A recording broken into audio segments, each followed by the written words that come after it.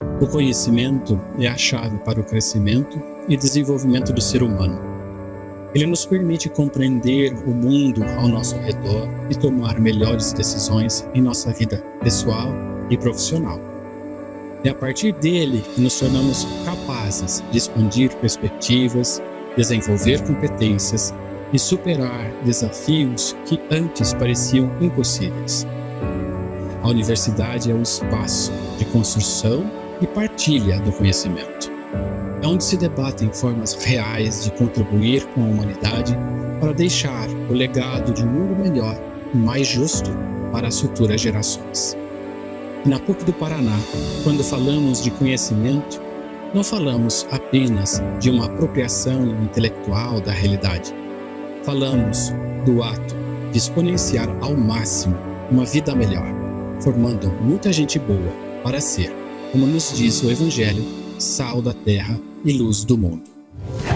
Sejam bem-vindos à PUC Paraná, a sua multiversidade. Com uma estrutura completa e inovadora, a PUC Paraná é uma universidade à frente do seu tempo, que oferece aos seus estudantes o necessário para uma formação acadêmica integral. Há mais de 6 décadas, a PUC Paraná reúne biografias inspiradoras e múltiplos esforços para manter-se internacionalmente atualizada. Atuando nos eixos de ensino, pesquisa e extensão, a universidade une tecnologia e modernidade aos seus valores éticos cristãos e maristas. Com mais de 26 mil estudantes de graduação e uma comunidade de quase 40 mil estudantes no total, a PUC Paraná possui unidades presentes em todo o Paraná, entre campos presenciais e polos EAD. A PUC Paraná possui laboratórios e salas de aula inovadoras nas diversas áreas do conhecimento, com tecnologia de ponta, que proporciona aos estudantes uma vivência real de suas profissões. Os auditórios e espaços abertos acolhem diversos eventos acadêmicos e culturais o ano inteiro, que enriquecem a formação. Conta também com um amplo complexo esportivo, com quadras poliesportivas, piscinas e ginásios, auxiliando no cuidado com o corpo e a mente para estudantes, professores e colaboradores. O Centro de Realidade Estendida traz o que existe de mais inovador no mercado quando se trata de aprendizagem imersiva. Aqui, a prática educativa ganha vida de maneira exitosa por meio de simulações, realidade virtual, 3D e outras tecnologias de ponta, que tornam o aprendizado mais real e significativo para diversas áreas do conhecimento. Com uma das estruturas acadêmicas mais inovadoras da América Latina, o Centro de Simulação Clínica oferece treinamento prático para o estudante no dia a dia. Junto ao Hospital Universitário, é referência em atendimento à comunidade e permite aos estudantes uma imersão completa na realidade da profissão.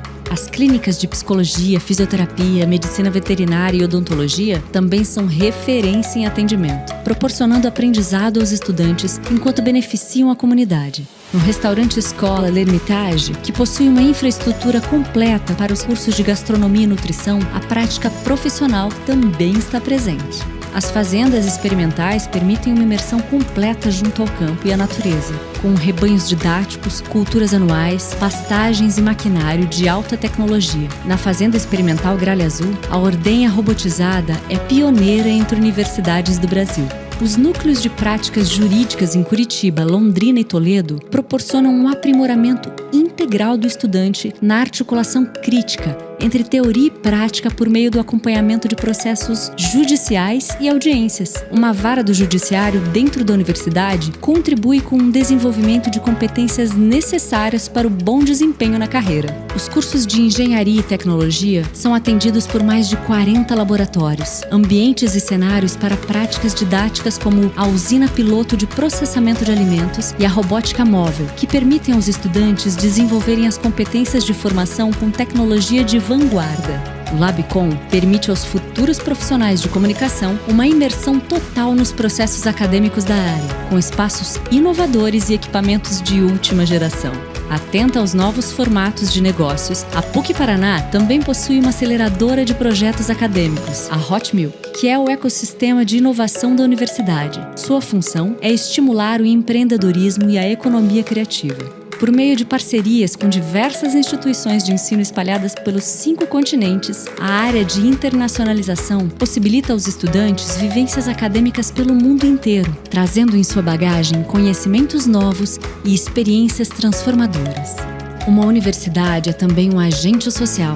Ela está inserida nos contextos e é influenciada pelas demandas e anseios da sociedade, sendo chamada a oferecer soluções e orientações nos campos científico, ético e político. Na busca por soluções reais para problemas da sociedade, há anos a PUC-Paraná tem se destacado por desenvolver projetos de iniciação científica de alto impacto, como o PIBIC e o PIBIT, além de programas de mestrado e doutorado em diversas áreas. Tantos projetos de pesquisa colocam a PUC-Paraná na vanguarda da produção de conhecimento. Isso se reflete em um ensino de excelência, que prepara os estudantes para atuarem em um mercado de trabalho cada vez mais exigente e competitivo. O DNA da PUC-Paraná é focado na aprendizagem do estudante e na sua formação integral. Promovemos para toda a comunidade acadêmica a autonomia, dedicação, honestidade, senso crítico e a cooperação como princípios que devem orientar sua jornada. Assim, os estudantes tornam-se capazes de enfrentar as mudanças disruptivas e os desafios complexos do futuro. Acreditamos que o verdadeiro aprendizado transforma corações e mentes e tem a potência de criar um mundo melhor. Por isso, dia após dia, somos guiados pelo compromisso com a excelência acadêmica e pela missão de formar profissionais e cidadãos engajados e conscientes de seu papel na sociedade, ou seja, gente boa.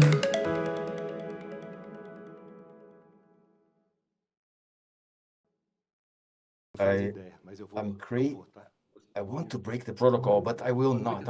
I'll do my best. Thank everyone that's watching us in person and online. Welcome all of you to this opening session of the second meeting with the Nobel Prize winner and the SEMIC and the parallel of PUC-Paraná. My name is Marcelo Tamagueira. I'm head professor, researcher.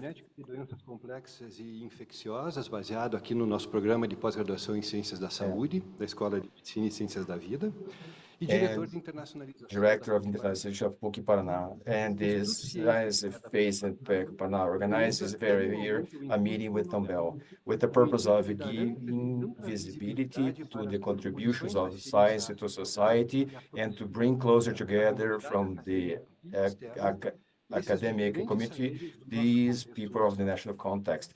And this year we have the pleasure to organize a meeting with the Nobel Prize winner in the opening of the events of the scientific initiation program of the university. After all, this is the base where we find young people that have a call for research. PUC-Paraná considers the scientific initiation, technological initiation programs a strategy of excellence for the integral training of young people, introducing them to the universe of science. Maybe in the future, they will start their training as researchers in the future. So we'd like to greet and like to mention the presence of the following authorities. Brother Rogério, the president of PUC-Paraná, Professor Érico Falabret, the Dean of Educational Development, Professor Paula Cristina Trevilato, the Dean of Research, Graduation and Innovation, Professor the Dean of Mission, Identity and Extension, and Professor Cleide Vieira, Coordinator of Scientific Initiation and Technological Initiation, and Professor Douglas, the Coordinator of the Center of Faith of Paraná, in addition to professors, staff, students, all of whom are present here. Thank you for being here today. And we also have the honor to receive virtually Dr. Katalin Karikó, the 13th woman in history to win the Nobel Prize of Medicine and Physiology.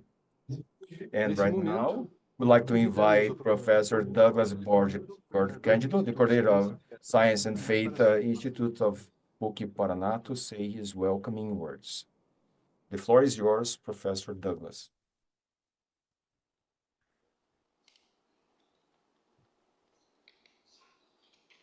Good evening. One of the most important things that we have in our day-to-day, and we believe that this is a practice of science as well, is to think. The ones that build on a daily basis in the silence of their offices and in their craftsmanship, knowledge that will add value to mankind and science. And like to thank some people like that as well. Like to by thank Maud and Ho and his technical staff that is giving us support for this moment to happen. I'd like to thank as well. I'd like to greet all the authorities that are partners that were mentioned by Professor Mira, the external authorities. I would like to greet especially the presence of students, professors, and members of our staff, that because this conference opens a week of scientific initiation at the university. So the target audience is a very special audience. We have researchers, we have that in future, they can take us to a Nobel Prize as well. I'd like to thank Professor Cleide Vieira. I had the honor to work with her for a few months for this moment to happen. We had several meetings and many deliberations. So it was an honor, a great joy to build all of that together, Professor Cleide. I'd like to greet our Dean of Extension and Mission, Professor Fabiano, that has given us support unconditionally the project of the Science and Faith Institute for more than 1 decade. And I'd like to greet our president, Brother Rogério, and because by year you make this evening even more nobler, right? I'd like to greet all the authorities that are here today and the institutional authorities, and in a very special way, I'd like to thank Dr. Katalin Karikó. I exchanged a few emails up to this point. It was an honor to exchange emails with her, and it's a great joy to have you among us this evening. Okay, so you students and professors, you are celebrating the cycle 2023-2024 of research in the different areas of knowledge. And it seems to me that two notions are fundamental or essential when you talk about science and research: patience and perseverance. Notions that seem to be essential not only for the scientific activity, but for our lives. We always try to do things immediately. We try to achieve results very quickly and easily, and many times we don't think about we don't do the planning in the long term in our lives. How can we reconcile this social atmosphere in which in which we are with the scientific community, which is discreet, silent, and which requires dedication, persistence, and so on? Science is, for the ones that dedicate themselves to it, an antidote to these cultural traits that crosses is a way to exercise the gift of, although we failure in the scientific world, in science, our errors must not be seen as a personal problem, but as an opportunity to understand even better and more in depth what we study. I should quote a philosopher from this past century that spoke about the relationship in the fallibility of science. He said that science was like a moving ground. Sometimes we come across some firm stones, but our attempts to understand the world are always in constant evolution. So very well. Dedication, persistence, patience, hard work. This is what we can capture for the more than 30 years of research of Professor Katalin in the field of health.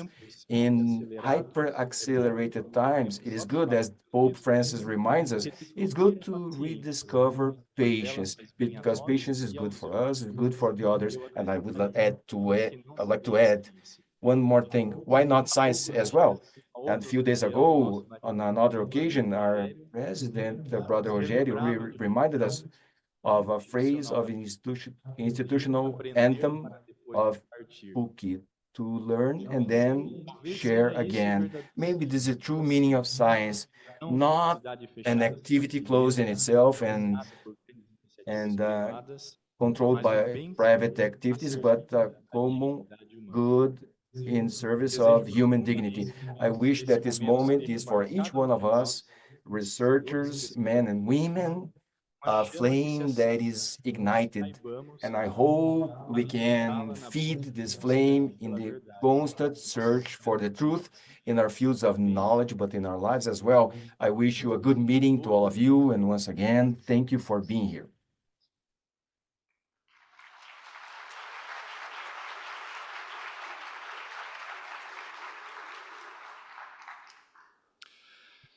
We would like to thank you, Professor Douglas, for your words. I would like to invite Professor Cleide Vieira, the coordinator of Scientific Initiation and Technological Initiation, to tell us about SEMIC.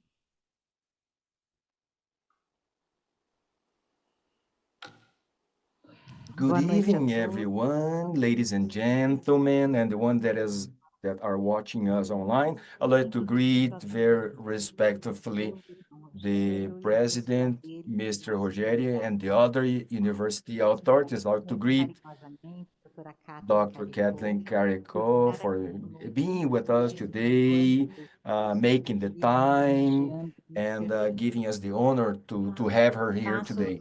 And I'd like to make Douglas' words my words and thanking everyone that allowed us to be here today. I'd like to greet the advisors, professors from the schools, and all the students of Scientific and Technological Initiation, and the ones from the Science Fair that are starting this event, this additional event. I'd like to greet all the students that are watching us online on YouTube. Nowadays, many people talk about purpose, personal purpose, life purpose that encompasses professional life and personal life. Today, I would like to talk about the institutional purpose. The events that are starting today, they are the reaffirmation of the institutional purpose of PUC Paraná, of training citizens that are committed to social transformation. And we do that by attracting talented young people to the world of science. And we deliver them the best training in the field after 12 months of participation in research projects with experienced researchers. Here we have a large group of students that have been hooked by science, of young people that have drank from this fountain, and somehow they are contaminated by the virus of science. And my desire is that this virus is going to propagate very strongly to make a wave of good, a wave of social transformation, calling other young people to follow this path. I wish these students to complete the first year of their training, researching training. I wish that they continue this journey and that I wish that they find in this area their life purpose and that they feel the joy and the happiness to serve for the construction of a better world. And I bring some numbers for everyone to see how big these events that are starting today, how big they are. We have approximately 900 students of the Institutional Scientific Fellowship Program, 150 students from PBT, the Institutional Program for Fellowship for Development of Technology Innovation, 100 students from the Junior PBIC, which is the program aimed at high school students, and 200 students that exhibit their abstracts in the Junior Science Fair. The students, they are celebrating their achievements and they are taking in additional steps in their training. And all of us together reaffirm and each individual achievement, the institutional purpose of PUC Paraná. I wish all of you a great event.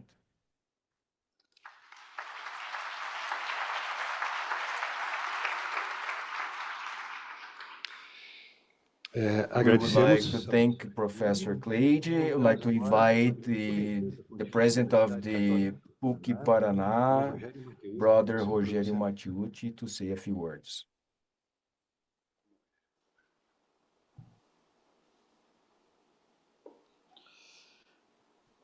Good evening.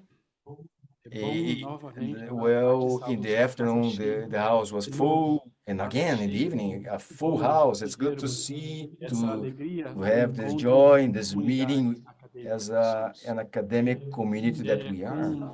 It is an honor, for me, it is an honor to open the 13th Seminar of Scientific Initiation of PUC Paraná, our traditional SEMIC, the meeting that brings together curious minds and creative minds, driven by the thirst of knowledge and the search for the truth.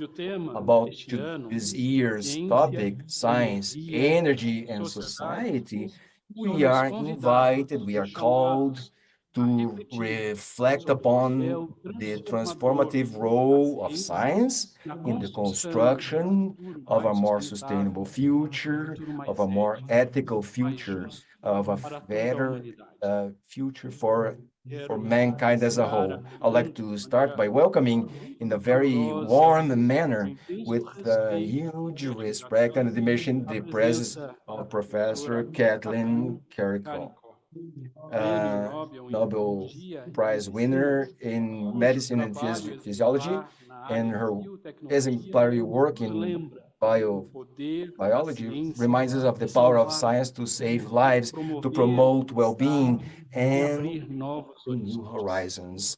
Her journey is a testimonial that inspires all of us of the power of what may happen when we bring together passion for discovery and dedication to mankind. I would like to welcome my colleagues that have been named, the deans, the directors, and all of us here involved by science, involved by the curiosity of science that opened in this memorable evening with the presence of Professor Katalin Karikó. We open our week of scientific initiation, SEMIC. And throughout history, science has been this vital strength that drives us to the beautiful frontiers of the unknown. It challenges to go more in depth, to see beyond what is apparent, and to question the status quo. However, science does not walk by itself. It is the result of the restlessness of human beings, of the search that we have in all of us. In the words of Albert Einstein, he says the following, that the search for the truth is more precious than the possession of the truth. And we as university, what is the role that we play in this scenario? The university is the cradle of the critical thinking, a space where knowledge flourishes and multiplies, connecting generations and knowledge. And here at PUC Paraná, we believe that science is not only a tool for technical progress, but it is a means to transform society profoundly, with a very ethical view and a very responsible view.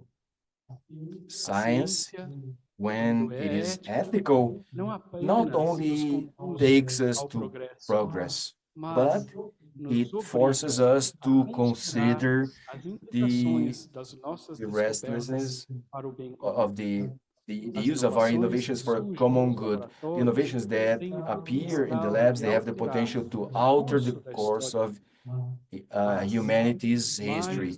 But more than altering the course of our human history, it must be guided by the need to build a society that is more sustainable, where everyone can be the subject that must be observed by the scientists. In the sense, PUC-Paraná, guided by its mission, assumes the commitment not only to train excellent scientists, as we have always done here, great professionals, people that make a difference in their fields, but citizens that are committed to the social well-being. Let's hope that each study that we are going to take forward, that will be presented in this week, let's hope it is a light that will light our path. And let's hope that together with ethics and courage, let's hope we can build a future where science and society are always in harmony. Professor, the house is full of students, and we are all eager to listen to you. And once again, I'd like to thank you for being here with us, and thank you for accepting this invitation from Pontifical Catholic University of Paraná. Maybe in the future you will be here in person among us, but now the technology allows us to do that. Thank you for being here virtually once again. And now I'll hand it over to our professor. First of all, to our professor, Marcelo. He is going to introduce you first. Thank you, the president, for his inspiring words. And now we're going to start our meeting with the Nobel Prize winner. I usually say my students to be a researcher that has a curriculum of 300 pages. It is relatively easy, and very few researchers you are able to have a resume that you put on one page, and for very special ones you can summarize in one phrase. Dr. Katalin Karikó, she was born in a small village in southern Hungary. She got her bachelor's in biology and a PhD in biochemistry from the University of Szeged, in where she became a postdoctorate in Biological Research Center, where she closely her interest in the RNA molecule. And with the cancellation of the funding of her research, Dr. Karikó accepted the position of a postdoctorate student between 1985 and mid-1988 at the Temple University in the United States. In 1989, she was hired by the University of Pennsylvania, where in 1997, she started her collaboration with Dr. Drew Weissman with the purpose of studying the possibility of using messenger RNA as a stimuli of biological response against the virus. Her work involving nucleotides of messenger RNA led to the foundation of a small company called RNA-RX that patented and licensed the technology that later would be used by Moderna and BioNTech, where Dr. Karikó worked as vice president from 2013 to 2022 in Germany, and her partner Pfizer for developing a vaccine against in the beginning influenza, and right after that COVID-19, helping to save millions of lives. And 2023, that's where that phrase comes from. Dr. Karikó and Dr. Weissman, they won the Nobel Prize of Physiology or Medicine. Kate? She authorized me to call her Kate. She's the mother of Susan Francia, and she's a rower. She won the gold medal twice in the Olympics. I imagine the conversation that they have at lunchtime on Sundays. And Kate? So welcome, Kate, to our house. We have many students here with us, researchers and members of the university community and society. They are eager to know more about your trajectory and your work. Professor, the floor is yours. Thank you. Thank you very much.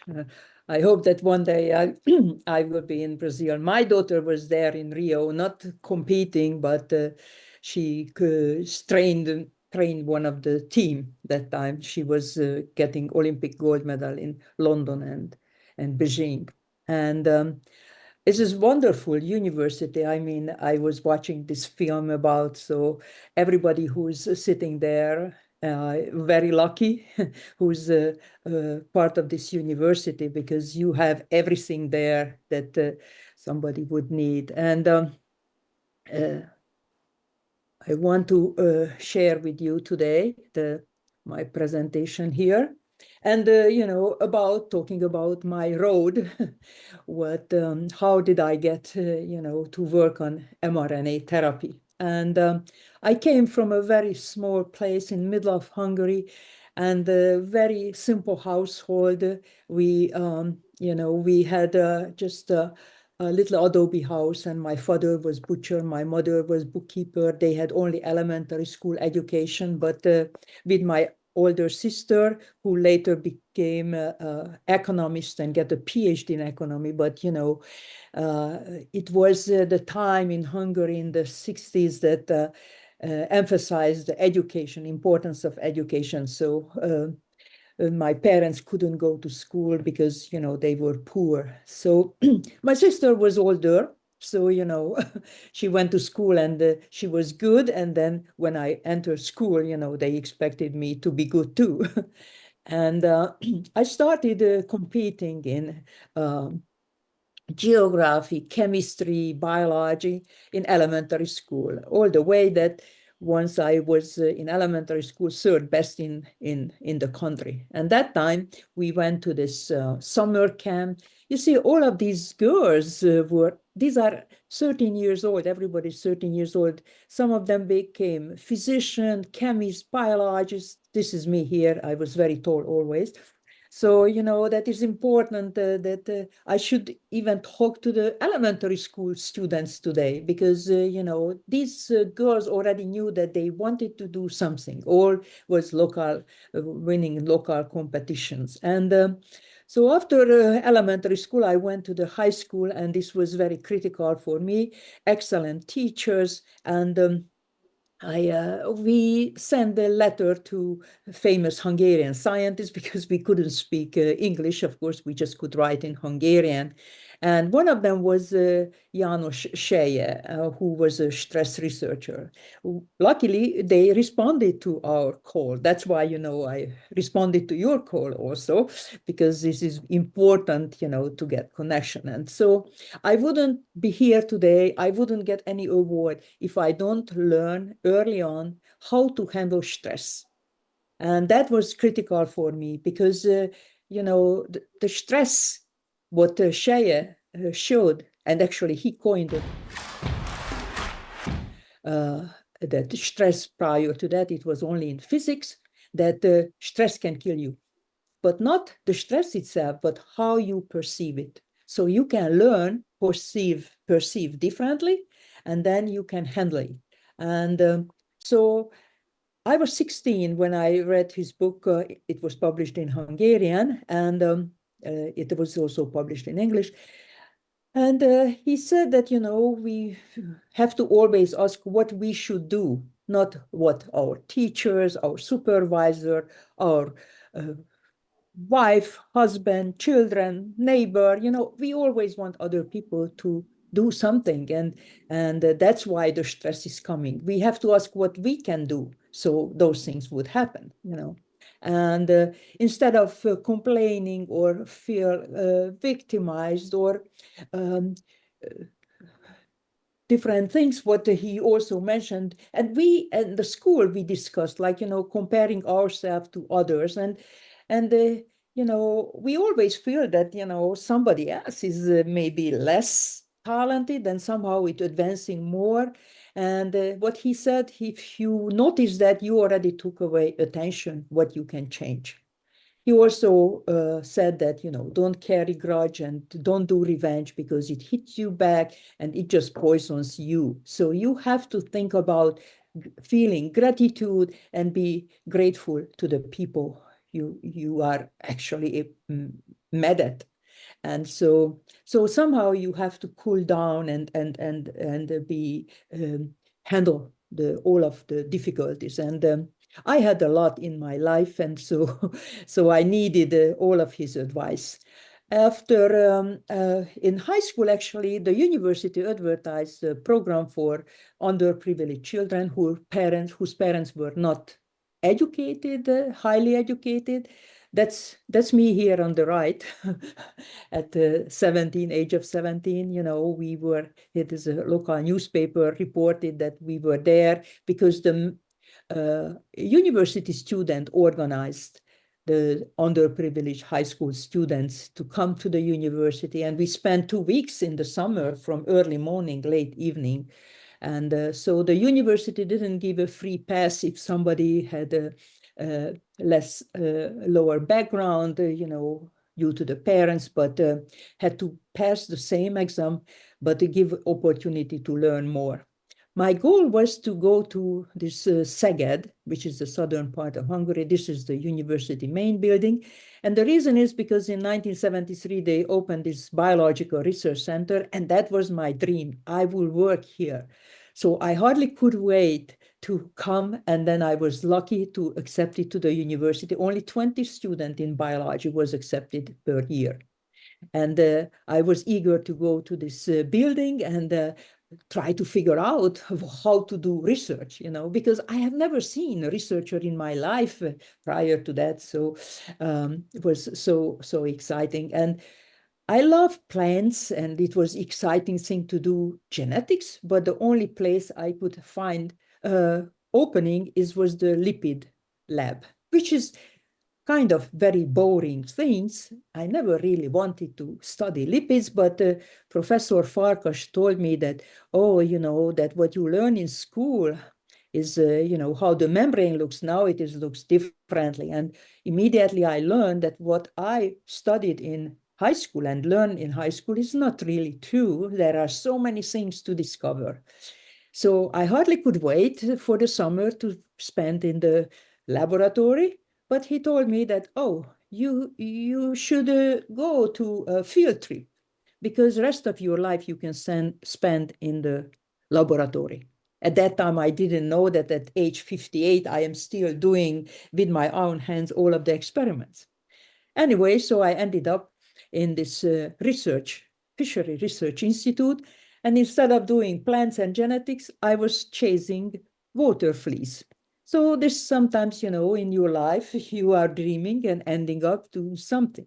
But doesn't matter what is given, try to learn the most. And that's what I did. And actually, this little experiment, was one of the first publication I had. Returning to the school, because I was undergraduate, but I went to the lab, and in the lipid lab one day, Ernő and Eva came, and they wanted to deliver plasmids, DNA plasmids, to the cell. But they needed phospholipids. And we are in the 70s, and Hungary is behind the Iron Curtain. And so many things was embargo. We couldn't purchase. So Ernő found a paper how to get this special phospholipid phosphatidylserine molecule, how we could purify from cow brain. So the conclusion is, if you want to do something, you find a way. If you don't, you find excuses. But we find a way, and then we published our paper, how with liposome we can deliver to mammalian cells the DNA. One day, when we were in the lipid lab, walked in Jenő Thomas, head of the RNA lab, and he told me that I can work in his laboratory, prepare my PhD. I am not a visionary, as you can see. I didn't know that after liposome, the next things I should work on RNA, because one day we had to put the RNA and wrap it in lipid. I didn't know that, so it was just by chance. And Jenő came from the industry, and he said that this molecule, this 2'5'A molecule, was just discovered that responsible for the antiviral effect of interferon.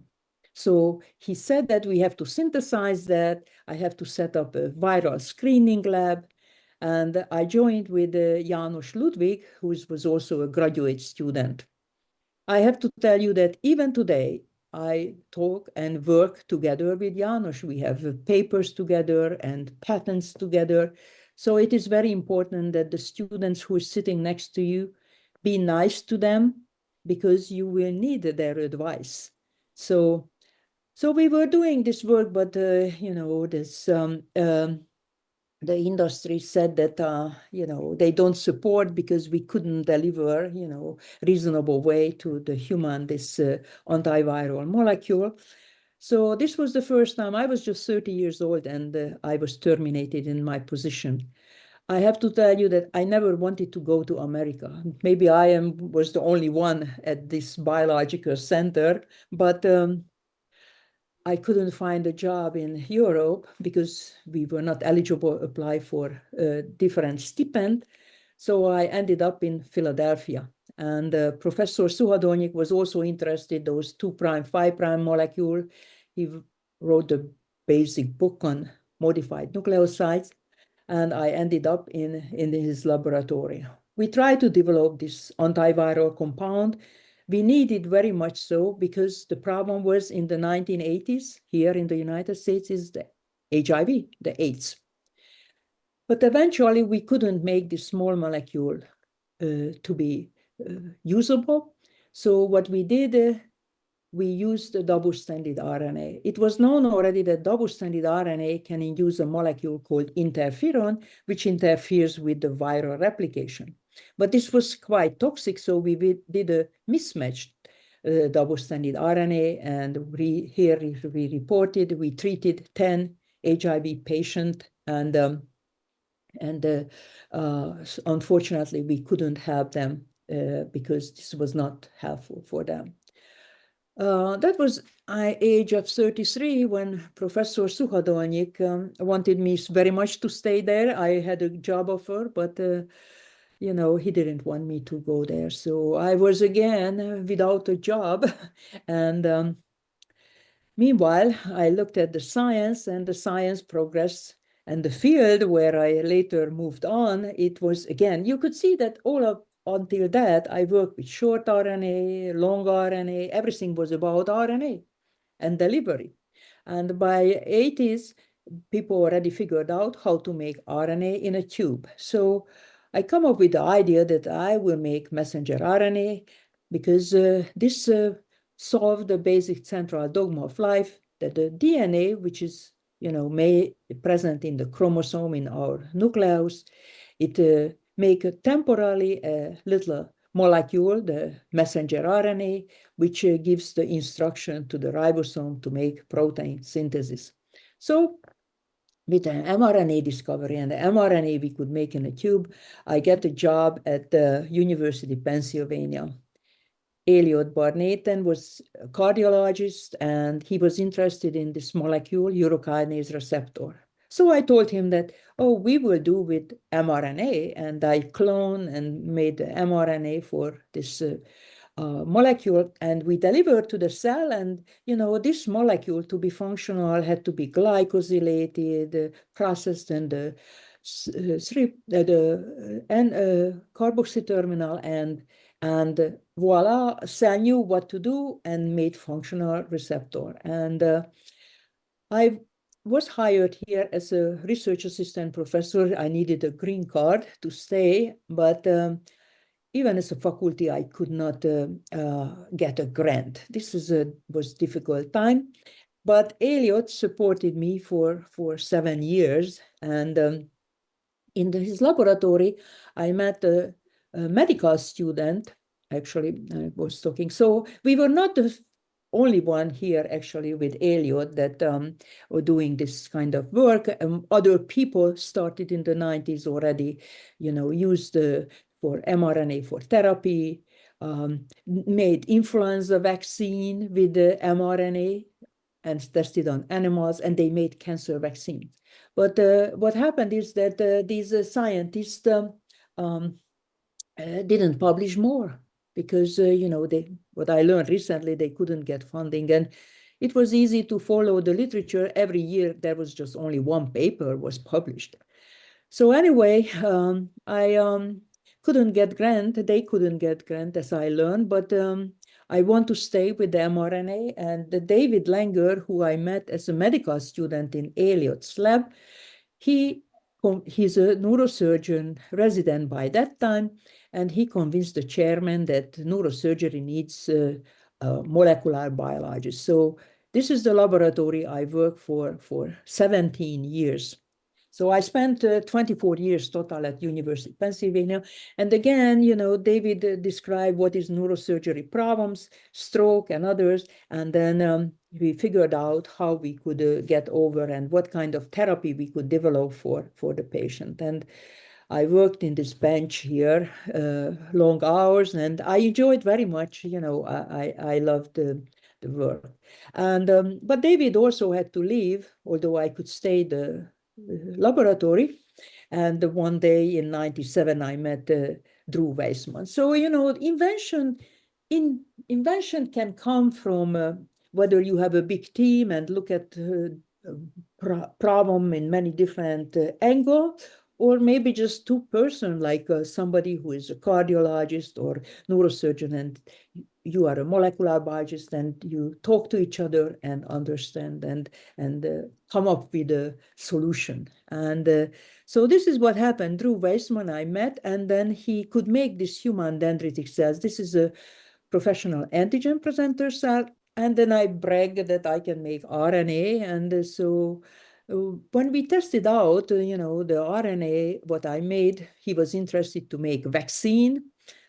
We found that it was very inflammatory, the RNA I made. And we tried to understand that why RNA is inflammatory, and tested out many different RNA isolate. By that point, I was working with RNA 10 years.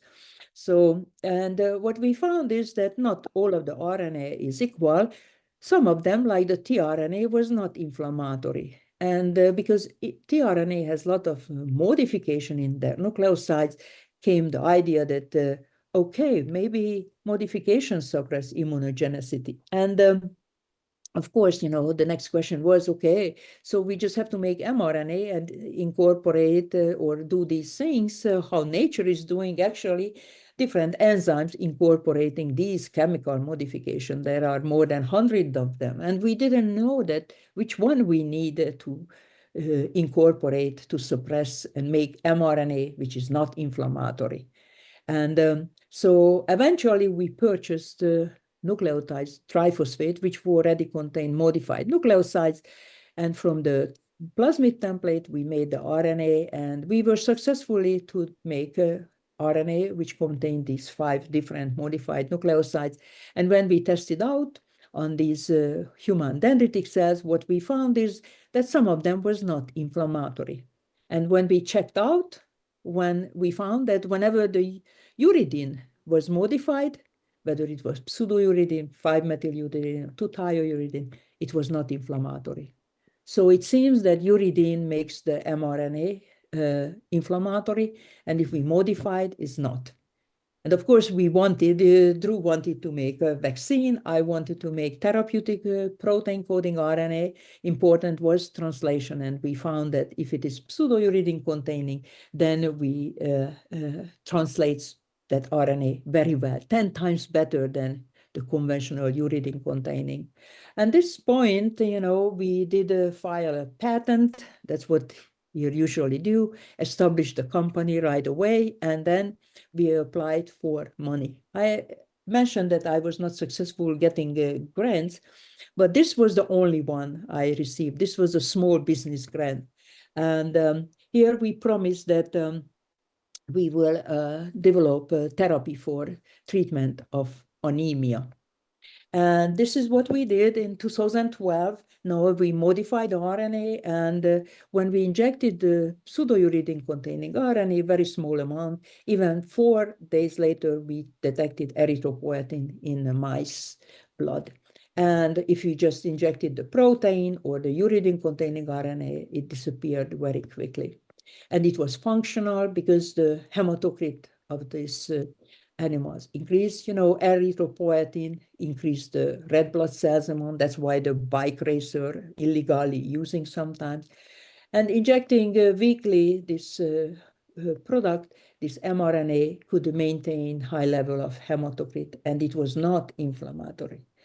Last time here, again, I submitted my last grant, which was not awarded, and I was dismissed by the university after 24 years. So it happened 2013.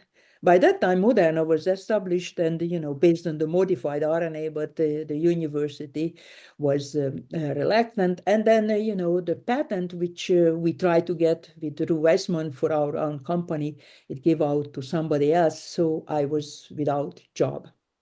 And that happened, from time to time in my life. So now, again, instead of feeling sorry for myself, I decided that I will go and do something, use my talent, and went back Germany. Everybody thought I am crazy. In biotech, everybody's going to the United States. Why I'm going to Europe? Why I'm going Germany? And this fancy building was not there. We were just on the campus, and a handful of people in 2013. And 10 years later, in 2023, 6,000 people were employed by BioNTech. So here, we did further work, optimization, so on, with Ugur and Özlem. They established this company. And then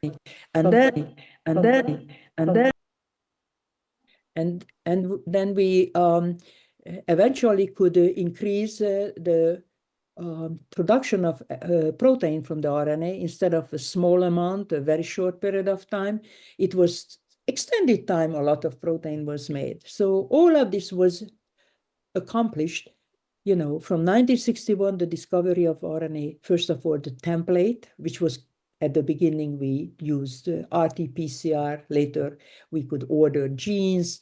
And, we did a lot of improvement on mRNA, improved the cap, improved polyadenylation. We did non-immunogenic RNA, and a lot of progress was done in delivery. So at the beginning, as I mentioned, we did liposome, later lipofectin, protamine, but lipid nanoparticle was the real solution.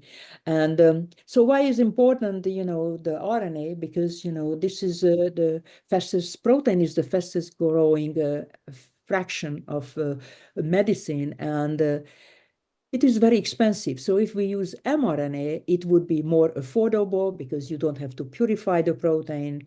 You can accelerate the drug development. The protein has proper structure, and everything would be faster and cheaper. And that was the main reason. While we were working there at BioNTech, we also did the work together with Drew Weissman and team, Norbert Pardy. And we collaborated and developed this new product, which was pseudouridine modified mRNA in a lipid nanoparticle. And that time, the Zika virus was the major problem. So we did this one against vaccination against Zika. And what was surprising is that very small amount of RNA was sufficient to protect monkeys.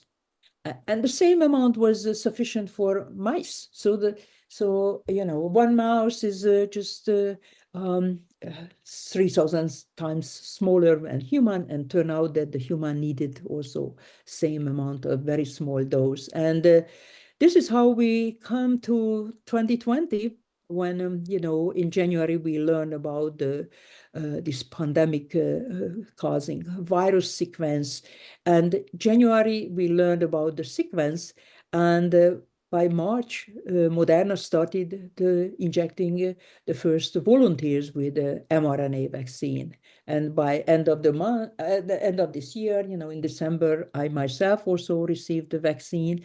And following the discovery of RNAs, 1961, so 60 years later, we already had a FDA-approved product, and that was the first one. Now we know that RSV is also approved for vaccination. And so many people thought that everything is new, as nobody used mRNA vaccine for infectious disease because they were not knowing our field. Actually, CureVac already did rabies vaccination in human trials in 2013, 14, 18. And Moderna did avian flu, Zika virus, 2 human trial prior to 2020 and CMV trial. And those were nucleoside modified LNP, just like, it was in the COVID-19 vaccine. But the number of participants were 100, 200, not 200 million, so people didn't know. And so where we are now is actually that in 2024, more than 250 mRNA-based clinical trial is ongoing in different fields, mostly infectious disease, vaccination, different viruses, probably the flu, the influenza will be the next one, but Nipah and monkeypox and herpes and the Zika virus, EBV, they are all ongoing. And against bacteria as well, like tuberculosis or Borrelia, which cause Lyme disease, and parasite like malaria, as Gates Foundation is sponsoring an mRNA-based vaccination against malaria. And in the news, you can hear about vaccines against cancer. Those can be well-established cancer antigens or can be individualized. Only the person who they isolated the tumor can get that vaccination. But not just vaccines, but, mRNA coding for antibodies, like I also work on such project. And they are also doing CAR T cells based on using mRNA. And there are acute diseases that first, prior to the pandemic, actually, VEGF mRNA was used to treat necrotic wound of patient who are diabetic, and also for heart failure, they inject it to the heart. And more and more, you can hear about genetic diseases. Several trials is ongoing, cystic fibrosis, and already sickle cell anemia, and other primary diseases, even Cas9 mRNA used by Intellia to treat amyloidosis. And more studies are on, like these allergies, for example, peanut, dust mite allergy, to induce tolerization, but not just human. I can tell you that even in the Texas Zoo, the elephant was injected with mRNA vaccine, or the shrimp were injected and testing out for mRNA-based vaccine. So what was left for me actually is that I have to inspire the next generation. There are some books which, for children. This is written about me, my life. I wrote this book. It is out in 11 languages, in Spanish and English and others, but unfortunately not in Portuguese yet. And here, describing my life, here are some pictures from this children book. One here, we are with Drew Weissman and doing experiment there. And what I dedicated my book actually to the teachers, because my mentors and teachers, those I am very, very grateful. So when I went to the Nobel Prize and receiving the Nobel Prize in December last year, what was important, my husband was with me, my family, here in my daughter in the middle of this fancy dress. That's, my family is important, and my sister is here. But all of those other guests were my teachers. My teachers here is Eva and Ernu. We did the liposome experiment in 1981. And Laszlo is from the lipid team. And here are my teacher, Professor Venezianer was teaching nucleic acid chemistry, my teacher who's teaching genetics. And here was also my guests were David Langer, who saved me and ensured that for 17 years I could work in neurosurgery, and Elliot Barnathan, who hired me you know, out of blue in 1989 and supported me and stand up for me. And he sometimes paid the price for it. So please be grateful to your relatives, your parents, and your spouses, and then all of your teachers and mentors, because, you know, without them, I wouldn't be here today. And with that, I would like to thank you for your attention.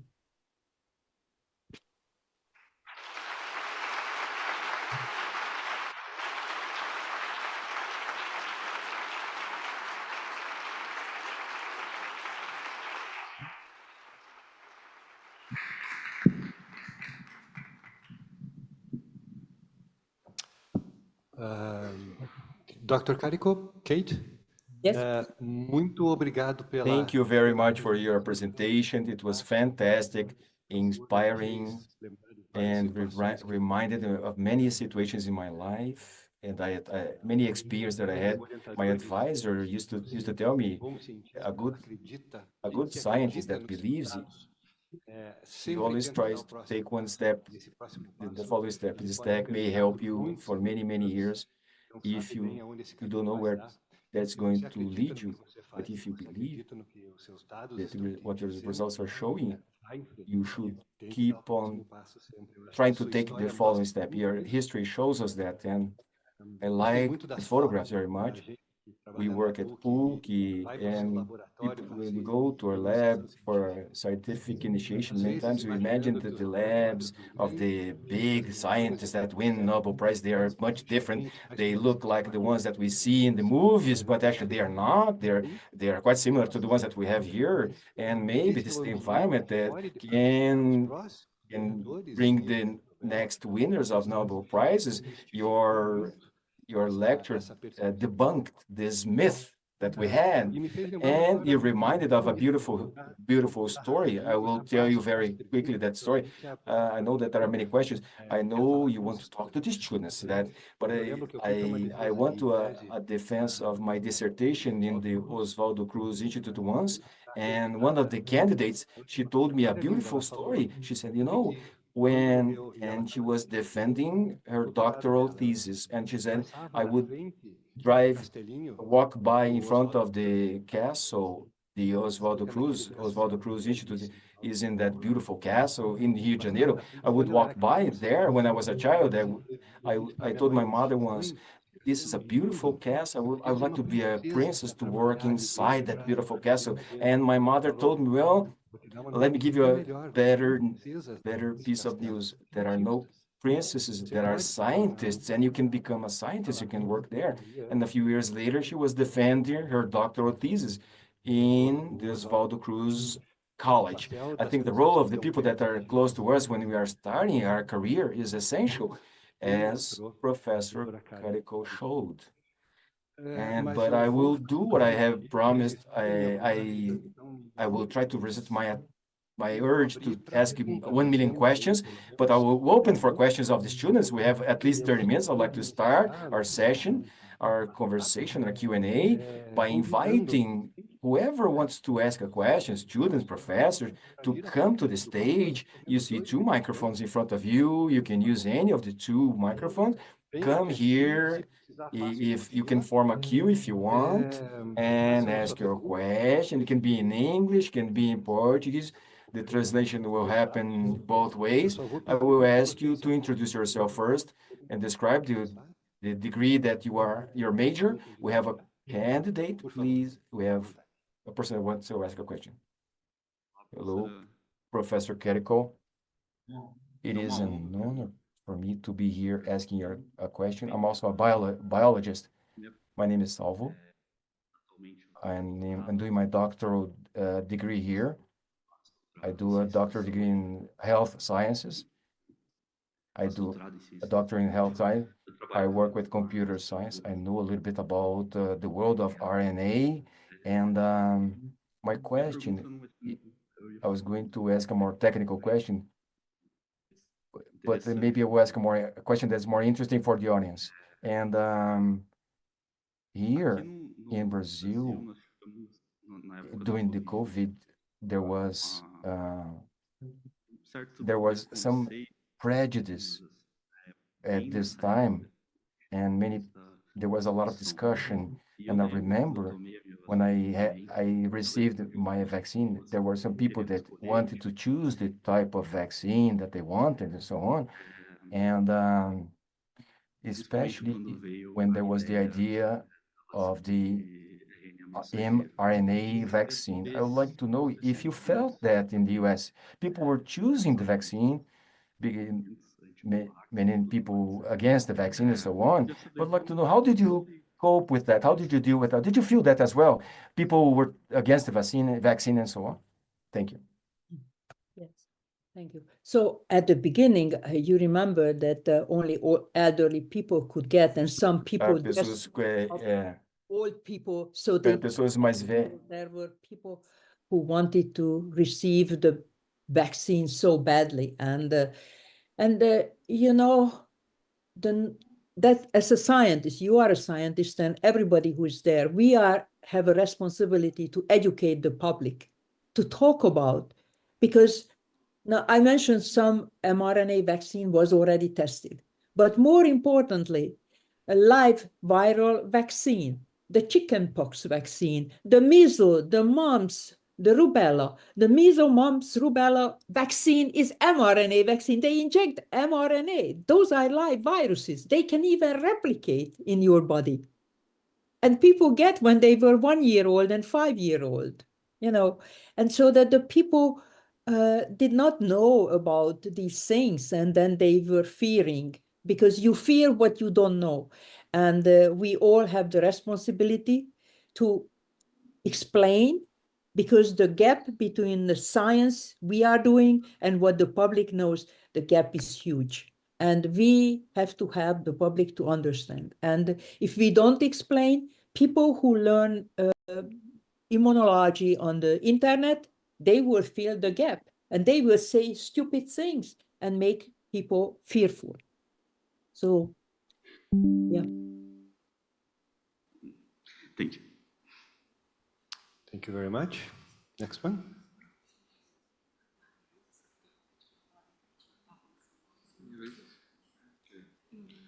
Hello, Professor Karikó. It's an honor being here. My question is, now that you're a Nobel Prize winner, what's your next move? What will you do now? Because like it's the top award of the scientists. And what are you doing now? What's your next move after the Nobel? Thank you. Yes, yes. So I'm sorry, I forgot to present myself. I'm Victor. I'm a medicine student. Yeah, and fan of Nirvana, I can see. Yes. Okay. So I've seen the prior one. The guy was from San Diego. Anyway, so you know that one thing which I mentioned, recognize that the people don't know things, so that it is. I felt this responsibility whenever they ask for interview or something, you know, that together explain to the people what is science, what the scientist is doing. That's what I wrote my book, you know, which is here, you know, that try to explain to them that, you know, the scientists just like them. They want to do good things, because even scientists get very bad reputation, because, you know, the people who are spreading false information, you know, and misinformation.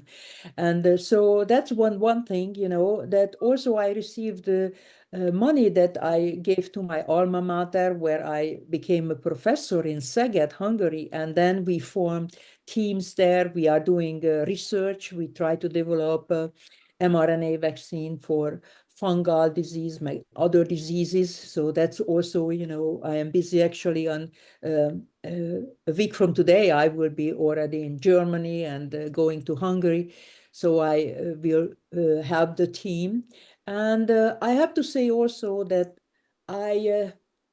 during these 40 years of research, I understood the things that, you know,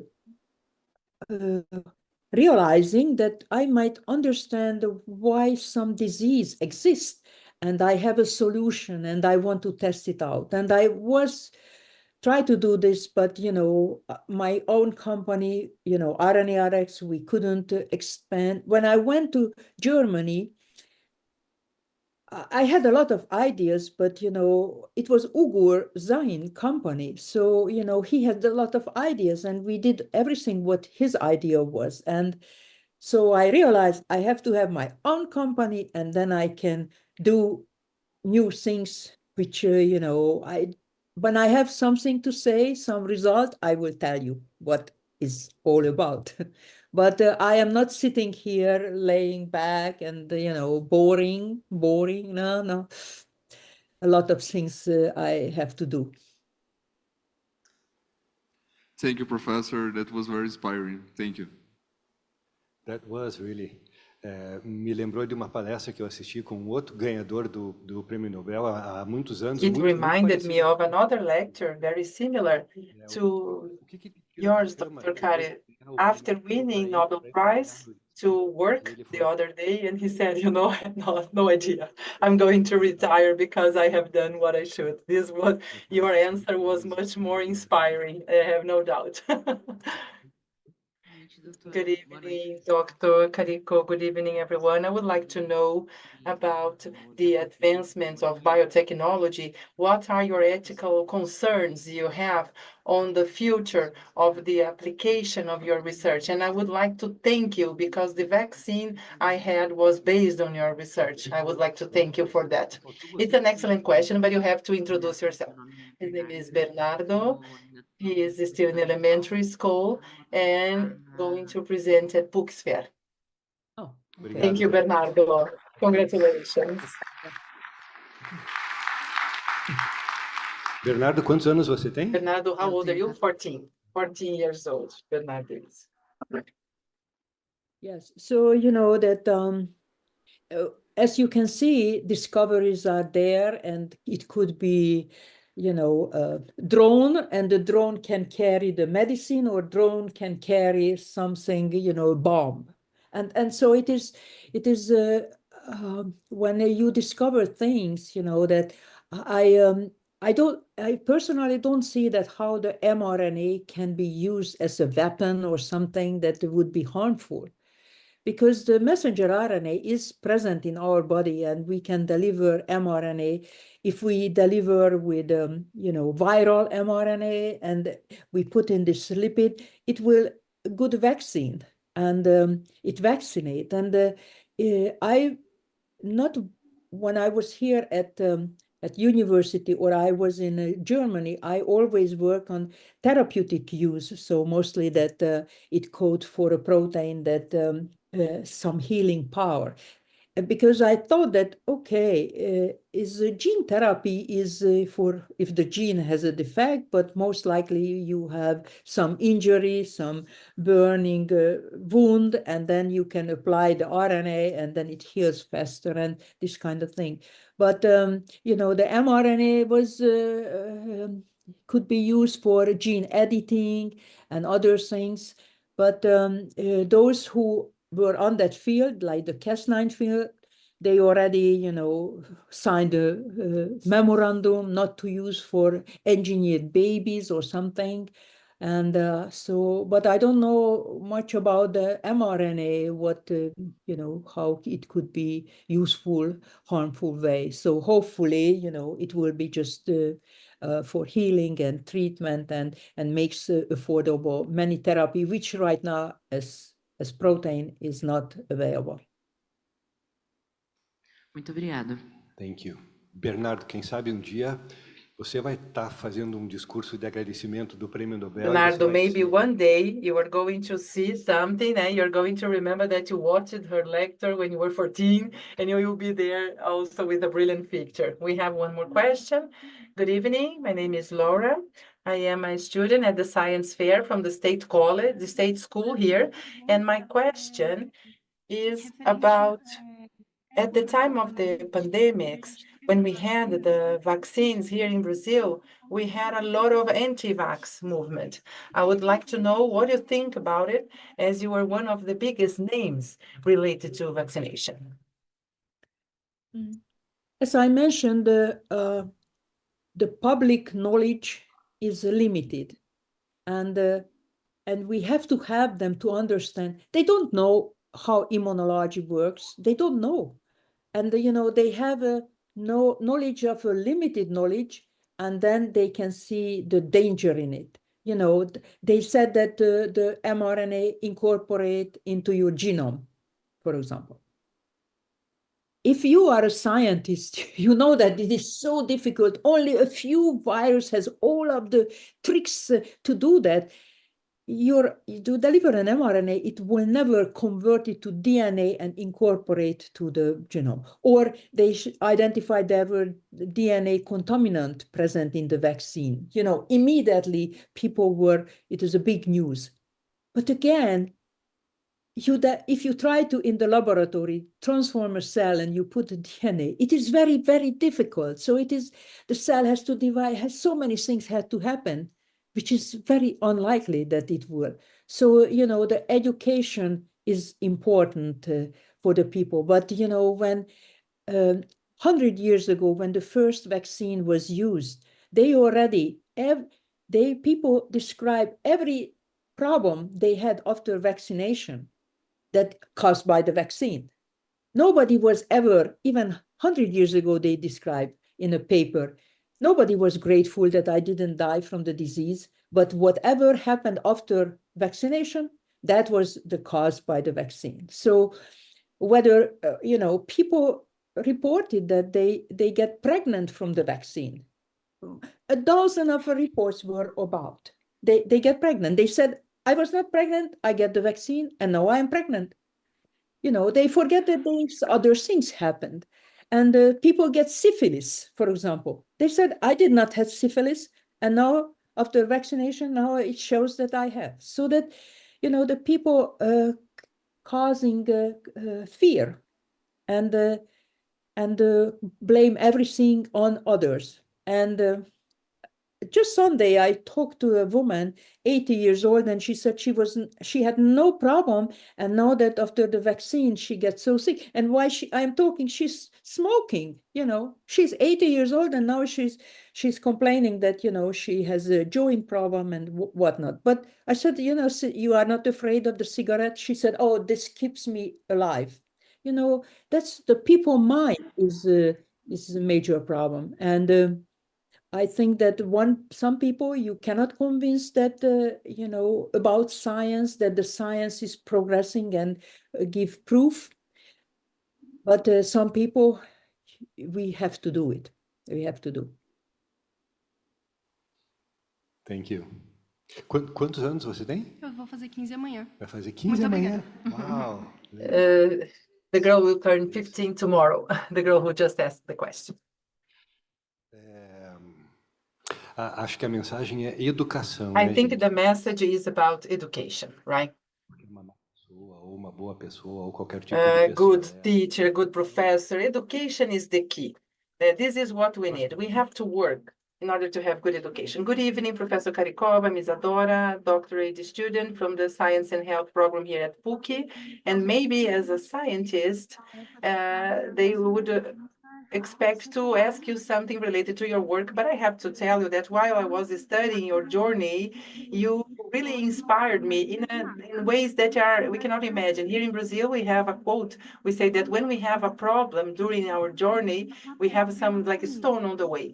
And studying about you, I can see that you took them all and built a castle, because you used everything that was given to you in order to do something better and bigger. So I would like to hear from you, talking also on behalf of many scientists that are here and others who don't, or not so young as me, but how did you deal with these frustrations, and how you can embrace, because you can embrace the novelty and all the opportunities life has given to you. So how did you manage to do all this? Yes, so, it's not coming easy to handle the stress. You have to practice. So in my book, I describe, for example, that in high school, one of my high school teacher didn't like me at all. And he promised me that he knows somebody at the university and make sure that I will not be accepted. Okay, so this is a stressful message. I was just ready that I will go application, and then he said he will make sure that I won't accept it. So it is his decision. My decision, I don't even apply because anyway, he blocks me, or say that I will study so much that I will be the best and they have to accept me. And then, so I spent the whole summer studying very, very hard that I had to be the best. If he would say to me, Kati, I know somebody, you are so good, I will make sure that you accept it, I wouldn't study that hard in the summer, okay? So that's why I say every time I get an award, thank you for all of the people try to make my life miserable.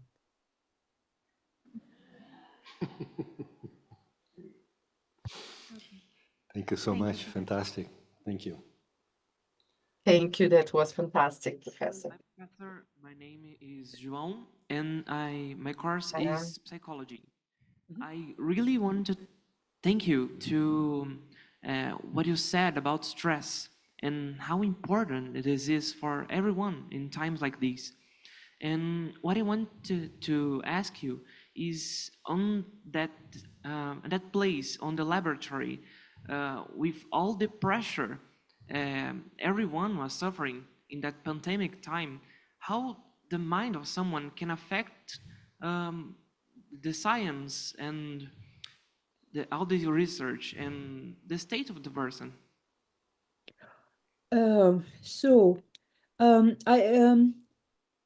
If I would give advice to students, I would say, not just the mental health, but the physical health. I have seen on the movie, you get all of the facility. You can swim, you can run, you can bike. You have to do every day something. So I was running 5-6 kilometers every day before I went to work. Even in Germany, I was 60-something years old. At the Rhine, every morning, 6 kilometers I run because I like to run. So physically, and mentally, so that you always meditate on what solution you should get. And then, of course, you get all of this pressure. I mean, listen, I came to America in 1985. We had $1,000. I had my husband, my daughter, 2 years old. We had nobody here, not a relative, not a classmate, not a teacher, nobody. So that this is a constant stress, and we had no a ticket going back. So that's at least as stress than during the pandemic, that you cannot do the experiment. But now today you have the internet, you can learn, you can watch presentation, you can constantly learn. For me, coming to America, the only thing I felt that it was great that in the 80s there were no YouTube or something, that I could listen great lectures. That was the best. I remember we were driving 1 hour to New Jersey to listen Bob Gallo to tell us what is this AIDS about, the HIV. And so it is, each generation has different advantage and different problems. Right now you have the problem of this short attention deficit because, this instant gratification. I mentioned you can watch all of this YouTube videos. You don't know who should you watch, because now it is so plenty. And then maybe finally you don't watch any of these. So this, each generation has different problems, and you just have to always figure out what I can do. That's what, I mentioned János Seje was mentioning that, but later when I was reading about, the Stoics in ancient Rome and Greece, they were saying, And that was the Stoic said, you always think about what I can do, what I can do. And that's what you have to always, okay, I cannot go to the lab, I cannot finish my PhD, but meantime, I can do something, you know, and that's what you have to figure out on your own. But I am telling you that wherever you are, whatever is given, make the best out of it. So that's what I did with the lipids. Then I worked with RNA. Wherever I was, I tried all my best and not thinking always that, oh, seems the other lab doing more interesting thing and I should go there or something. It is important to follow, you know, the fellow students, what they are doing, because I call up many of them, you know, for advice. And, you know, you have to be nice to them. So otherwise, you know, they don't respond your email or something. But so that's, you know, we treat people fairly and friendly. And so this, your psyche will be calm, because that's what you have to reach. Thank you. Thank you. Next question. Good evening. My name is Lucas. I'm a physician and a PhD student here at the UCPR. First of all, thank you so much for your work. Many of us wouldn't be here if it weren't for it. But what I would like to know is, you, not only as a Nobel Prize winner, but also as the mother of an Olympian. And you talk a lot about the people around you and how they enabled you to reach greatness and to strive to get where you got. What would you reckon is the key to creating an environment where the people around you grow and allow you to grow as well, up to a point where you get a Nobel Prize or you raise an Olympian? Yes, so yeah, it is a interesting question, because I have to say, you know yourself that to be a scientist is not a family-friendly job. So, so there, if the girls are there and they want to have family, they can have it.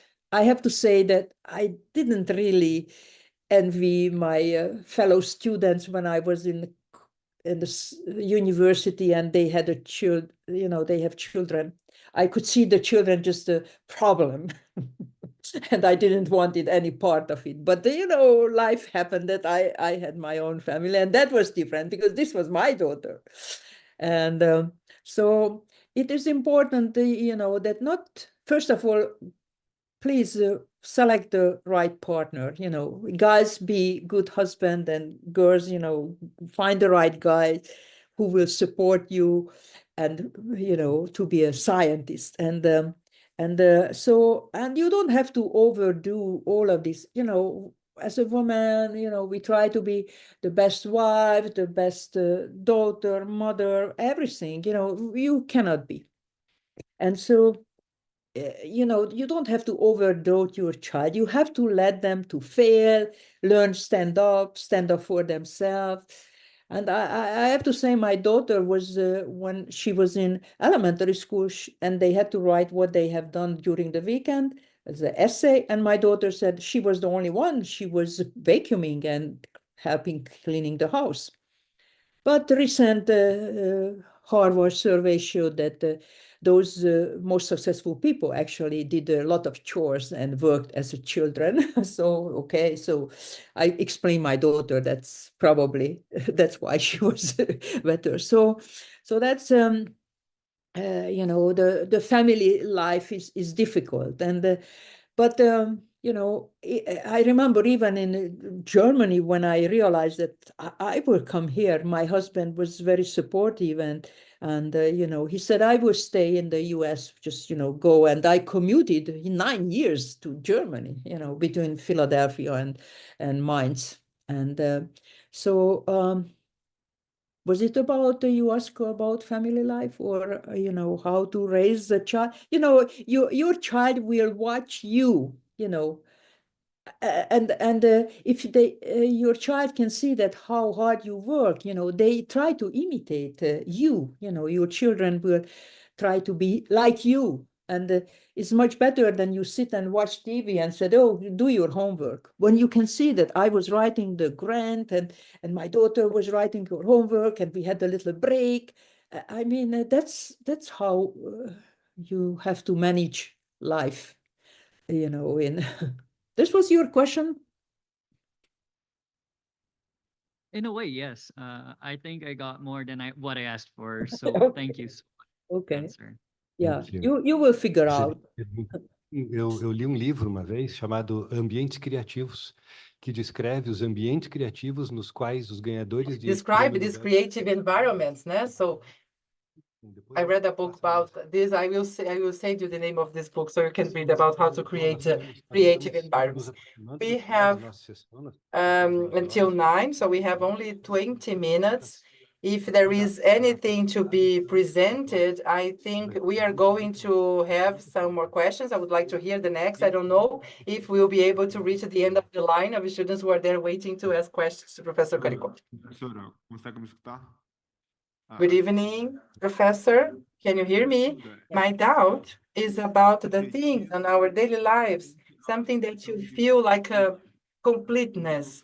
You know, like the end of the week, you say, that's it. I've got what I wanted to be. That's it. That's what I wanted to do. So, you know, the small steps that in the end of the week or the end of the month, you feel that you have reached, you know, like a checkpoint. Qual que é seu nome? What's your name? Lucas. I'm not from the biology field nor medicine, but I thought your lecture was fantastic. I'm 18. I have just started college. Thank you. Yeah. Thank you, Lucas. I mean, I have to say that I was always doing, when I was working at the laboratories, I was always at the weekend, I was thinking, you know, if I go, let's say Saturday, just 1 hour, and then Sunday, just I go 2 hours at the work, and by Monday, I will know the results. So what I constantly said that I wish I would be, you know, a week older or 1 month older. Even in Germany, they were teasing me because I always wanted to get older, because by that time I would know the result. And so more, I did not have that, okay, you know, that is done. I have to say that when I was working and, you know, I was considered very unsuccessful. You see, I was dismissed, kicked out, and people did not respect. Where is the money, the respect? It was not where I was, you know. But I was considered unsuccessful, but I felt successful because in laboratories, so many technical things I have to solve, which nobody ever tested: how to purify long RNA, how to make modified mRNA, how to do different. So many things when I was constantly learning, new formulation, I constantly was thinking that, okay, I will try that. Maybe it will be better. The major goal was always to increase the protein amount made from the RNA. So that was the goal. And so that was my mind. I never felt that, okay, now it is done. Our paper is submitted, it is accepted. Now that let's see that who is interested in calling us that they want to use the technology. If I would have done that, I have to say in 2005, when paper was published, I mean, nobody called the next day, not the next week, next month, next years, nobody. So then, you know, you don't sit there and wait that somebody's calling. You know, immediately when I was doing experiment, I always thinking about the next, what to do next. So it's not really, I felt, okay, I did that, close down, relax. Obrigado. Excelente. Vamos para a próxima? Boa noite. De medicina veterinária. E eu gostaria de saber qual a opinião I would like to know your opinion about the development of our country in terms of research, the country, Brazil, in terms of research. What is your thinking about that? I mean, the Brazilian researcher reputation is great. I mean, here in the US, there are many researchers from Brazil there, and they are very, very hardworking. I think that they have some similarity to my my background, that they are coming and, you know, they humble background, and then they work very hard to reach that level where they are, and so not so, but I can see your facility. You know, I mean, those students could everything do on a word level. But as you mentioned already, that is you don't need a super laboratory for biological research, you know, because we don't need you know, $1 billion equipment. I could do in my kitchen table, you know, with a centrifuge and a gel apparat, and just thinking, and you know, information is available on the internet. And so, you know, the country like you are, I mean, can be is in the top, and it is there, so that with my colleague Norbert Pardy, you know, that he collaborated with the scientists from Sao Paulo, and there are RNA research there, and we also published together. So, you know, as a hardworking scientist, has a good reputation. Obrigada. Obrigado pela pergunta. Thank you for the question. Two quick comments. Do we have the money here in the lab? In the question, we're speaking about fridges, for example. Dr. Karikó spoke about the Brazilian science, right? This is very good. But an interesting fact, we don't have the Nobel Prize yet. Dr. Karikó is part of a group of 15 citizens that won the Nobel Prize in the world. Next question. Good night, Professor. Professor Karikó. I'm Pedro, and I'm studying first year in high school, and I'd really like to aspire to become a biologist, a genetic researcher like you, and I really love if you could tell me some literature or some books that I should read, or things that I should aspire to achieve, so that I can further my career and get on a level like you at some day in my life. Yes, so thank you. I have to say, you know, that as a child, for example, I mentioned, you know, I was always just look around, you know, the environment, what is there. So I never, my daughter, you know, I am competing because she wants I have grandchildren, and, you know, I want to influence that they will be scientists, and she wants to influence they will be athletes.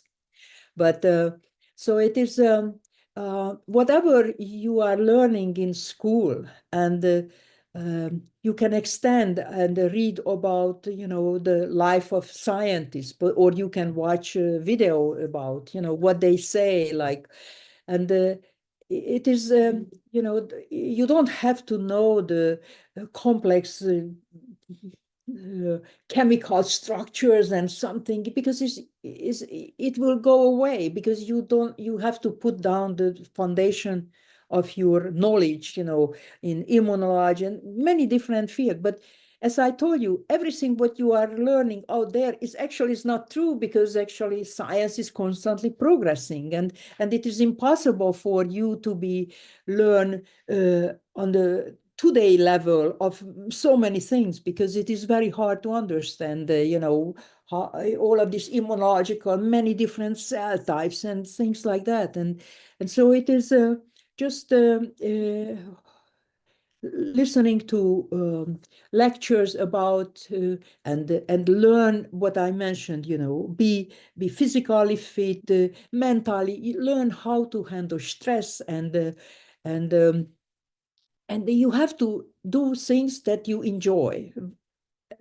The science, if you enjoy really, you know, solving problems, and that's the science is for you. You know, I don't know if you want to be at the spotlight. Probably you should be an actor. You are a good-looking guy, so you can be an actor, or you can any other profession. But if you want really like to solve problems, you want to be a genetic, study genetics, and you know, you can find in the internet and or your mentors, advisors, because you have to be careful that you know, you are a very young age, that you overwhelm yourself with knowledge, then you can burn out, that you will hate everything about all of this science, because you know, you overstress yourself.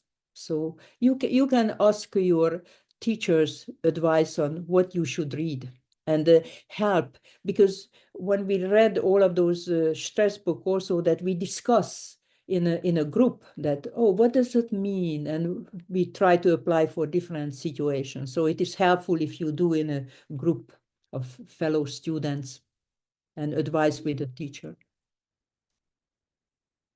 Thank you so much, Professor Karikó. You are welcome. Excelente conselho. Conviva com cientistas, acho que essa é a mensagem, né? Se você quer se tornar If you want to become a scientist, live with scientists.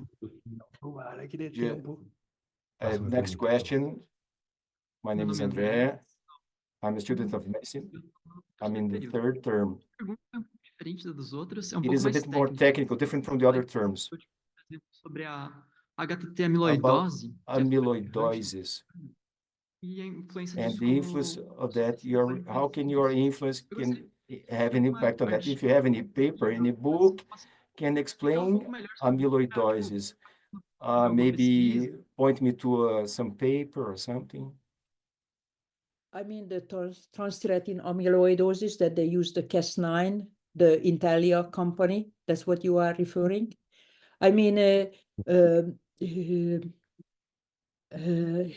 they are interrupting genes, which is coding for a protein, which is misfolded and causing all of this problem. And right now, the Cas9 mRNA is used for interruption. So for the sickle cell anemia, they also use it interrupting transcription factor, and so that they will not make the mutated globin. So that it amyloidosis, you can look for Intellia, because it is, I think it is phase 3 trial in a transthyretin amyloidosis treatment with mRNA. Thank you. Hello, ma'am. I'm Kalani. I wish to say that I'm a student of law, and as we already have scratched the topic of ethics, I want to ask you if you have any worries or point of views in the future and today's research, including yours and others, as today we face challenges in national and international law, because chemical weapons are, according to international law, prohibited. Do you think biological weapons or any kind of future and today's research could be used? And if you think there should be more strict international and national legislation in countries for these kind of research or these kind of uses? Thank you. I have to say to you that I am not expert on everything. You will be the expert, and you will get a better understanding of the law and other things. I don't have time to study the different countries, the different possibilities, and I cannot have a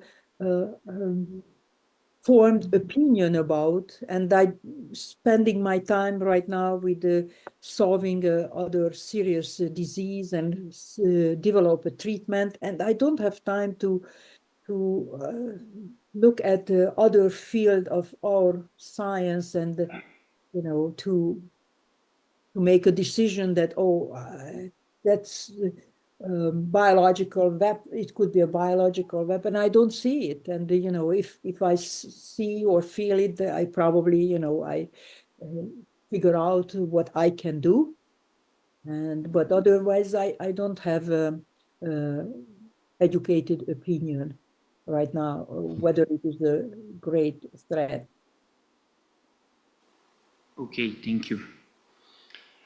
Acho que tem uma lição importante aí, né? Numa era em que todo mundo acha que sabe tudo e pode opinar sobre When tudo, people ouvir uma think that they can say about everything, someone's saying that she's not trained for that, it is quite an answer to say that she does not know everything. So she's a Nobel Prize winner. She's saying that. Good evening, Professor. My name is Giovanna. I'm a medicine student from the second semester. Thank you for being here with us on this day. I'd like to ask you, how do you think that the economic interests, like the sale of patents, they invest the fields, the path of the future of the science in the future? If there's a possibility of a balance between scientific progress for common good and that meets the needs of the market now, and that takes into consideration the dynamics of the market now. Yes, so I can see that the money is going to science, like the RNA. We didn't have money, nobody was interested about mRNA. I couldn't get funding, but all of a sudden they realized that many of the protein-based products can be delivered as RNA, and it will make affordable and so that's and cheap, and so quickly can be develop different medicines, so that money goes there, and they see as making money on it. I have to say that whatever I am doing, I don't want to make money on it. I feel always so bad that there are diseases and develop things, but it is obvious that if somebody gives the money to develop a product, that they want to get back their money, and they lose so many times money. So in some of the product they want to make money. I think that here they support the biomedical research, and because there are so many diseases that need medicine. And in Europe, it was a little bit different. The culture is different. Here, I have to say, I was surprised as a Hungarian, because in Hungary, everybody gives their money to their children, but here, they give to their institution, they invest on many different things, and so it is a mentality is different, but I don't know in Brazil that the wealthy Brazilian is supporting biomedical research or not. Maybe they are doing. Not really, but I see your point. Yeah, that was a good question. Thank you. Thank you so Professor. Much. Será que dá tempo para mais uma? Is there time for one more?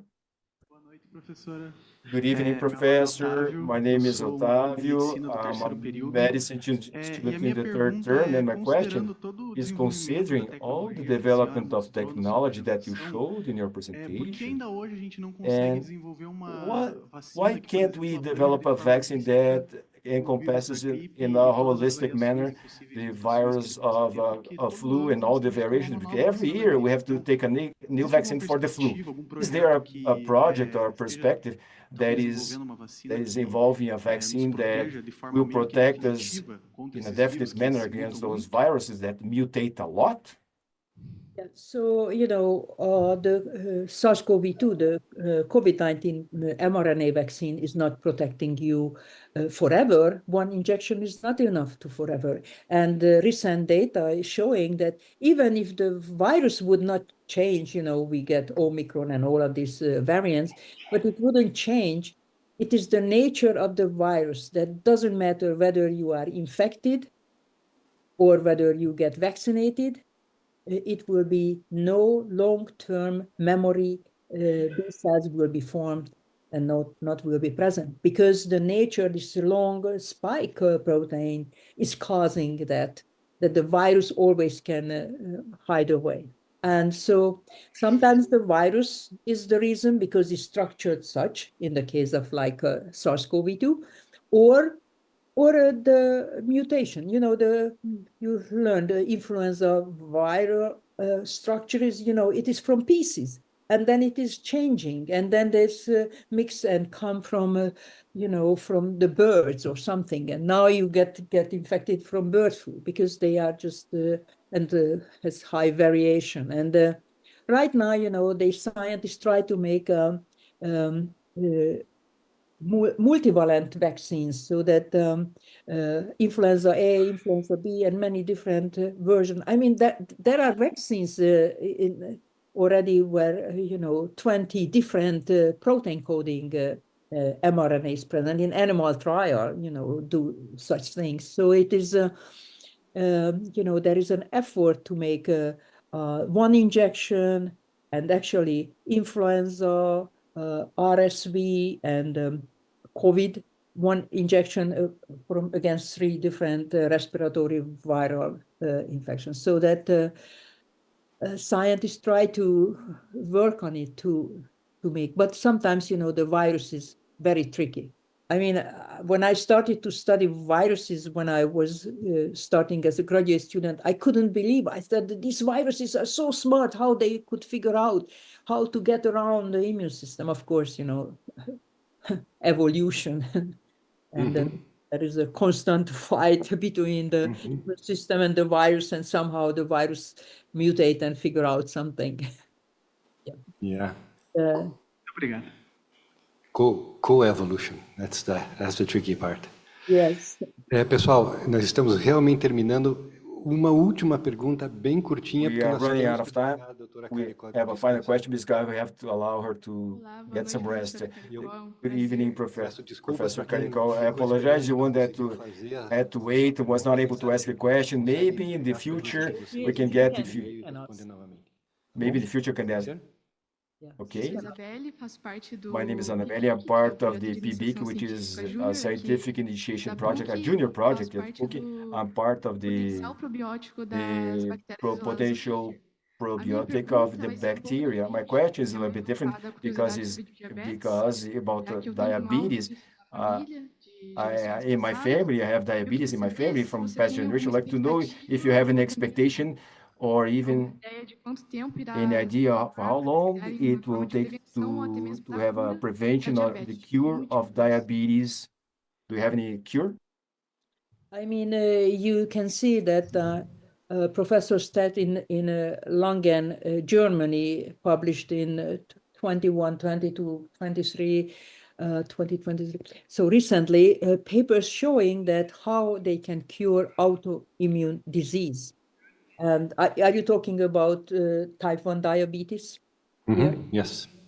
So, you know, that what was surprising is that they made CAR T cells, which targeted the CD19 cells. And what was interesting is that these patients, so, you know, this was already in clinical trial, of course, to eliminate B-cell malignancy. But what happened is in this patient, this autoimmune patient, they had lupus patient, but what happened is they can eliminate the cells generated antibody against those kind of self proteins, and then they still had reset the whole B cell repertoire, and then they still could protect the patient from infectious diseases. So, you know, there are a lot of effort inside, and this was a big hope. He gets several awards recently. So, you know, this is the next big thing. What people think is coming after CAR T cells is used for autoimmune disease treatment, because even they give patient, you know, the beta cells and, put in the liver or something, but in their body still existed cells that generated antibody against insulin and then kill those cells. But now that there is a hope that combining, the cell transplantation plus using this CD19 targeting CAR T cells, they can reset and the B cells. You can read about it because it's very recently, last 2-3 years, several publications out on this, using CAR T cells, CD19 targeting CAR T cells to treatment of autoimmune diseases. Ok, muito obrigada. Actually, that's what Thank you very much. Try to make that it will use RNA because right now it's very expensive, the CAR T cells, because you have to take out your own cells, they had to manipulate, put it back. And my colleagues here at University of Pennsylvania, Drew Weissman himself is also working on to make a CAR T in vivo, so they deliver the mRNA targeting to T cells that will express, on the surface of the T cells, but in vivo, so not taking out, cells, because then cell therapy became very, very expensive. Fantastic. Thank you so much. Well, Kate, thank you so much again. That was a fantastic evening. I'm sure everybody enjoyed a lot. Nós vamos encerrar a nossa sessão com vídeo curto de 3 minutos. We are going to close our session with a short video, a 3-minute video of our students, because our students prepared a video, a 3-minute video in order to honor Professor Karikó. Please, if the video is ready. Olá, doutora Katalin, eu sou a Ana Gabriela, estudante de medicina aqui na universidade, e hoje eu estou aqui para agradecer não só a sua participação no evento, mas para agradecer por todo o trabalho que a senhora e sua equipe realizaram e têm realizado. A pesquisa na área das vacinas não abriu só um novo caminho no combate à Covid-19, mas também trouxe esperança e proteção a milhões de pessoas em tempos muito difíceis. Eu tenho certeza que essa conversa hoje vai inspirar futuros cientistas a seguirem os seus passos, porque a ciência pode transformar vidas. Olá, doutora Kathleen, eu sou o Fernando, sou estudante de medicina e eu gostaria de agradecer você pelos seus feitos, pela sua contribuição no mundo científico, e isso nos motiva, como estudantes de medicina, a cada vez mais correr atrás de conhecimentos e pesquisar e de se engajar nessa parte da pesquisa científica. Olá, doutora Kathleen, eu me chamo Larissa, sou estudante de medicina do 2º ano e venho, por meio desse vídeo, agradecer a sua presença aqui hoje. A senhora é uma inspiração muito grande para nós, estudantes, e tê-la aqui contando suas vivências e experiências é muito gratificante. Me chamo Gustavo, sou estudante de Direito e gostaria de agradecer a doutora Katalin Karikó por todo o seu trabalho na pesquisa que, obviamente, agraciou o Prêmio Nobel. Obviamente, todo esse trabalho nos incentiva a seguir no ramo da pesquisa e a buscar um futuro melhor. Meu nome é Leonardo, estudante de Publicidade e Propaganda aqui na PUC. E eu vim aqui, em nome de todos os outros estudantes de Publicidade, também agradecer a doutora Katalin, não só pelos seus anos de estudo, mas por toda a sua contribuição. E pode ter certeza que se hoje nós estamos aqui, a senhora tem uma parte nisso. Então, gostaria de agradecer do fundo do meu coração por toda a sua dedicação, todos os seus estudos, toda a sua pesquisa. Eu sou a Laís, aluna das Ciências Biológicas do 4º período da PUCPR, e eu vim aqui agradecer a presença da doutora Katalin, dizer que toda a sua dedicação pela ciência é algo incrível e que você inspira diversos alunos. É incrível poder contar com a sua presença hoje aqui para compartilhar um pouco sobre a sua trajetória e mostrar como que a gente consegue ir tão longe se dedicando aos nossos estudos, se dedicando à nossa carreira acadêmica. Oi, doutora Katalin, tudo bem? Eu sou o Vitor, estudante de Publicidade aqui da PUC, e eu vim aqui agradecer todos os seus anos de pesquisa, todos os seus anos de estudo, e assim foi possível realizar a criação da vacina e muito mais. E você também inspira diversos estudantes a procurar mais e estudar mais. Olá, doutora Karikó. A gente gostaria de agradecer, enquanto estudantes, pela sua presença neste evento, por poder viabilizar essa troca de conhecimento entre nós estudantes com uma pessoa que tem tanto mérito na sua carreira na área da ciência. Sou Rafael, sou estudante de Psicologia aqui da PUC Paraná, no campus Curitiba. Também sou atual presidente do Clube de Estudos em Tanatologia. Eu gostaria de agradecer a doutora Katalin Karikó pela toda a sua contribuição, todos os seus anos de estudo, toda isso que ela agregou no campo da ciência, né? Uma área muito importante de grande impacto. Muito obrigado!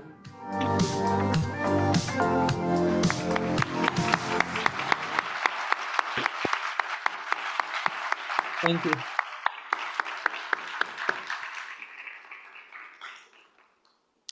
Dr. Karikó, final words? Your final words?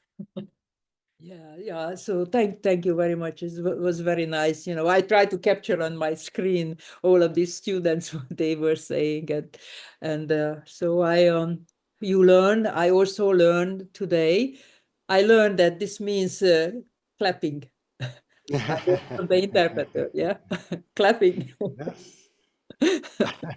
So, and I learned about your school, and it is wonderful place. I mean, you can study so much, and you know, it is only your limit. You know, the best experiment, the knowledge you gather, you can read and you can study and be brave and you know, if you come from a difficult background, you know, that's also your advantage. You learn how to fight and how to stand up for yourself, and so that's what it is. And so it is a wonderful evening, and thank you very much. It was very pleasant for me also, and thank you all of these questions you asked me, and I try to answer all of them. I have to say, nobody asked about what was, you know, going from academia to the business, because that was for me, you know, I was not very successful, was considered, but going to the business for me meant, you know, at BioNTech, that eventually creating a product which is helping somebody was the major goal. And that was so meaningful, instead of just, you know, being in different academy positions and more reference, more paper or something was counting. Instead of, we have to put something together and everybody work together. There were no egos because there's no paper, nothing. We have to have a product. Nobody ask in the morning when they take a medicine saving their life, who made this? Where is the, you know, where is the author? Nobody. So that was for me, that everybody worked together and we had to do something which helps somebody. And that's such a uplifting experience. And so, but you can do this academia, you discover things, and then, you know, the other scientists start taking in the next level, and it will eventually, your knowledge you gather will help somebody. And this is such a noble thing to do.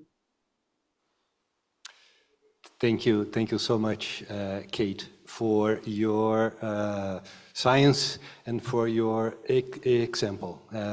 We've been very inspired by your words. Nós também agradecemos a presença de todos e avisamos. We also thank everybody's presence. The form will be available after this. For you to fill in, you can use the QR code. We would like to invite you on scientific events from 8:30 tomorrow, Tuesday, that will take place in the yellow block. There will be exhibitions of projects, oral explanations, posters, lectures, cultural activities, and so on. All information, detailed information can be found on the events website, and I wish you all lots of success. We wish you all a very nice good evening, a good night. Thank you. Thank you for being here today. Thank you for your time, and have all a good evening. Good night.